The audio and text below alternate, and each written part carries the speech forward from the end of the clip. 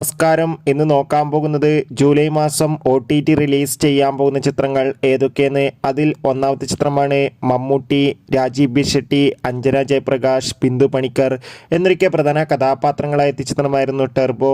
ചിത്രത്തിന് അതിഗംഭീരമായ അഭിപ്രായം തന്നെ സ്വന്തമാക്കാൻ വേണ്ടി സാധിച്ചിട്ടുണ്ടായിരുന്നു. ചിത്രം ജൂലൈ മാസം തന്നെ OTT റിലീസ് ചെയ്യുമെന്നാണ് റിപ്പോർട്ടുകൾ സൂചിപ്പിക്കുന്നത്.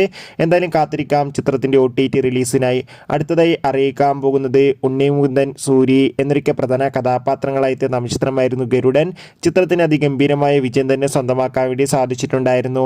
ഗരുഡൻ എന്ന തമിഴ് ചിത്രത്തിന്റെ OTT അവകാശങ്ങളൊക്കെ സ്വന്തമാക്കിയിട്ടുള്ളത് ആമസോൺ പ്രൈം വീഡിയോസ് എന്ന OTT പ്ലാറ്റ്ഫോമും സിംപ്ലി സൗത്ത് എന്ന OTT പ്ലാറ്റ്ഫോമും ടെൻറ്റ് കോട്ട് എന്ന OTT പ്ലാറ്റ്ഫോമാണ്.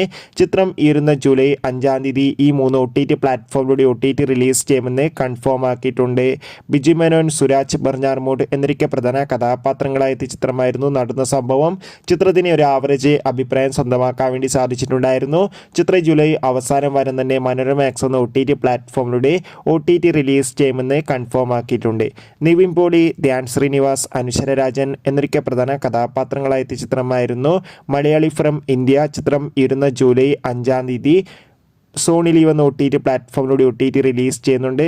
ഇനിയും മറ്റു ചിത്രങ്ങൾ OTT റിലീസ് ചെയ്യാൻ പോവുകയാണ്. കാത്തിരിക്കാം.